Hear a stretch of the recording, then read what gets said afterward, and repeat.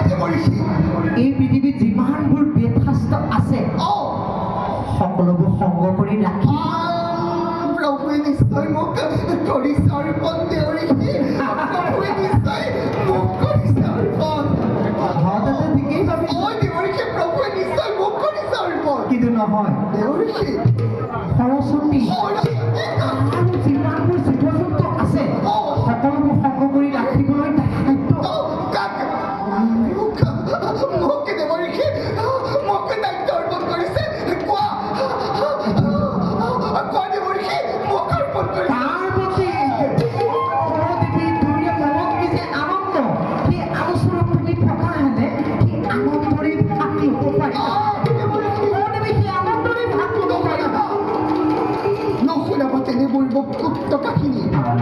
প্ৰভু বিষ্ণু আজি এই কথা